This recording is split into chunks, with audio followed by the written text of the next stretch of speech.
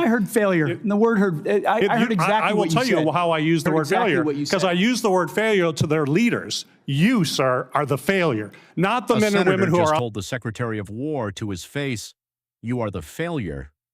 This is the Senate Appropriations Committee, July 21st, 2026, a hearing called to approve nearly $70 billion in emergency war funding. The senator is Gary Peters of Michigan. Here's how the room actually got there, in order, uncut. Notice the shape of what came next. Peters listed specific checkable claims. The strait still closed. Missiles, he says, are more lethal, not less.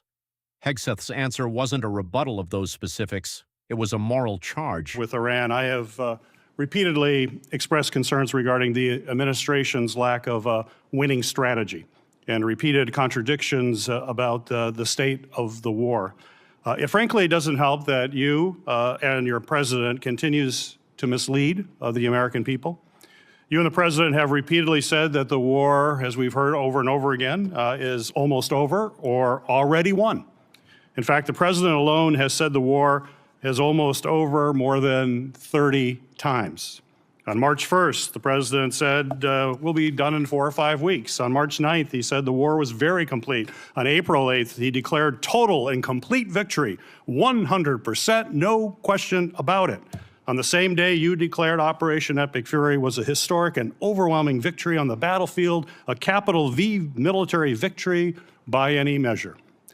And yet today, July 21st, we have soldiers whose remains are sadly going to be returned to their deeply grieving families tomorrow.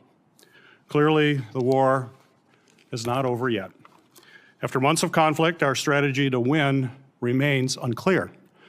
I have long said the United States has the strongest military in history in the world, and I have no doubt that our brave service members can execute any mission and prevail in any battle. But without a clear winning strategy, we're at risk of being in another forever war that'll put our service members in continued harm's way and continue to cost taxpayers billions of dollars. Notice the shape of what came next.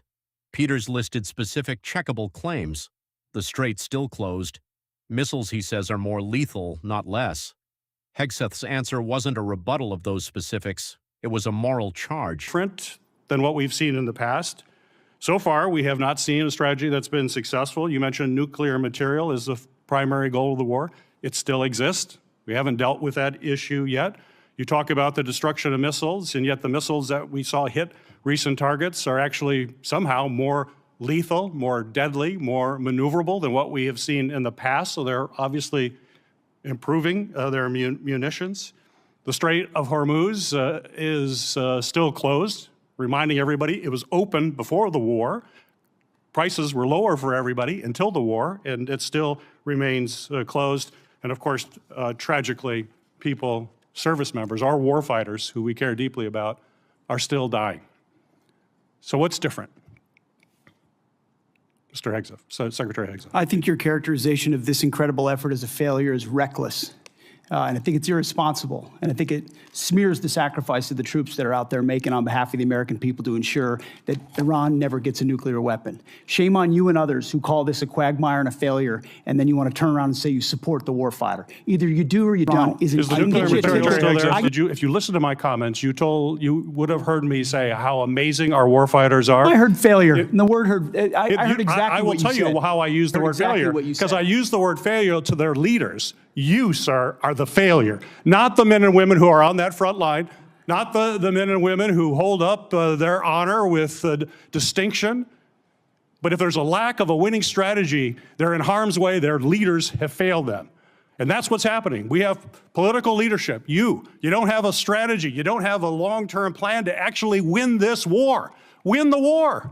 The men and women are going to be able to do it, but they need to have leadership. When will you show leadership? When will you show leadership? Why don't you show some leadership and stand up to your fellow Democrats who won't fund the troops, who stand and play partisan politics while you don't give us the money? You want to stand up here and talk about the troops? You won't show any political courage to actually fund our department because Away from this specific clash, Hegseth's broader case for the $70 billion request was more substantive than the shouting suggests.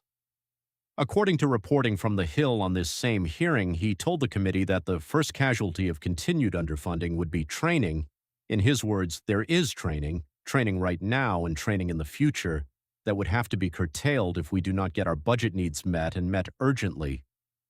General Caine made a similar argument about maintaining weapon stockpiles depleted during the war.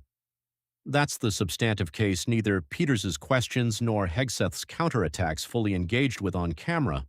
That exchange wasn't the last word in the room. Minutes later, as the hearing closed, Vice Chair Patty Murray gave her own assessment of the war, and Committee Chair Susan Collins, a Republican, responded directly to her, not to Peters. Final comments. I do very quickly, and thank you, Chair Collins. This was really an important discussion about the state of this tragic and disastrous war and how we should be spending Americans' tax dollars on families instead of this president's war of choice. Unfortunately, this hearing has done exceptionally little to justify the president's request or to instill confidence that this administration has an exit plan or a strategy to end the war. This war has cost us a lot. The last thing we should be doing is rubber stamping another $70 billion to help Trump keep it going. Thank you, Madam Chair. Well, Vice Chair Murray, I'm compelled to respond to your comments by pointing out that it is the duty of this committee to have a hearing when we have this kind of supplemental request. And I do appreciate the I think hearing. that your I do. comments was not appropriate. This hearing is now adjourned. Thank you.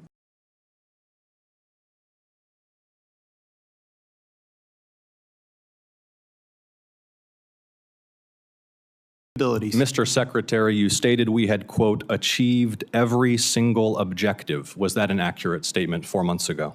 The main objective of this was to ensure that Iran never gets a nuclear weapon. Their main sites were obliterated. We're watching over them, and we're holding them at issue. If they don't give them up at the table, there's other ways we can take them away. Early in the conflict Iran will on day never have a 3, nuclear Mr. weapon. Secretary, early in the conflict, day 3, you said one of those core objectives was to, quote, destroy the missile threat, and as you restated on day 5, to, quote, obliterate Iran's missiles and drones. Those were clearly and repeatedly stated core objectives of the campaign, which 4 months ago you declared had been completed victoriously with every single objective achieved. Were those objectives achieved 4 months ago? No one ever stated that every single missile was gone. Ultimately, combat ineffective means they're not able to dig them out of their UGFs and shoot Had at the us. missile It threat doesn't mean they been don't defeated have 4 underground months facilities ago? where they put missiles in them and hold on to them because they're the world's largest state sponsor of terrorism. So we never expected they would stop having capabilities to shoot. The question is at scale against an opponent like the United States of America, which went toe-to-toe with them and Iran couldn't. You stated on March 8th, day 9 of the war, on 60 Minutes, you assured the American people of Iranian surrender. Does that remain your prediction? Ultimately, Iran will never have a nuclear weapon to threaten the United States of America. That has been the objective, and it remains so. So just to review, you will not answer whether your statement made on the 14th day of the war that Iran's military had been, quote, destroyed and made combat ineffective was a truthful statement to the American people as you sit here and ask for tens of billions more The for the conflict. senator's time has Had a expired. historic and effective military campaign against the largest state sponsor of terrorism. Won't and answer will the ensure they question. never Senator get a nuclear Peters. weapon. Line up what Is- actually happened in this room. Peters challenged Hegseth on specific checkable claims, the Strait, the missiles, the death toll, and never got a point-by-point answer to any of them. Hegseth's response moved from shame on you to calling a sitting senator the failure to diagnosing him with what he called Trump derangement syndrome. Away from the shouting, his substantive case, that training and stockpiles would suffer without the funding, barely got airtime. And when the hearing's Democratic vice chair offered her own closing assessment, the Republican chair told her, on the record, that her comments weren't appropriate and ended the hearing. None of this is a verdict. Peters's claims about missile lethality in the Strait are his own characterization, not independently verified here. Hegseth's position, that the campaign was a historic victory and that the funding is urgently needed to sustain training and readiness, is also his own, included in full. What's on the record is this: a request for nearly $70 billion, a senator who says the strategy still doesn't exist, and a room that adjourned without either side changing its answer. Subscribe for the next hearing, broken down clip by clip, straight from the public record.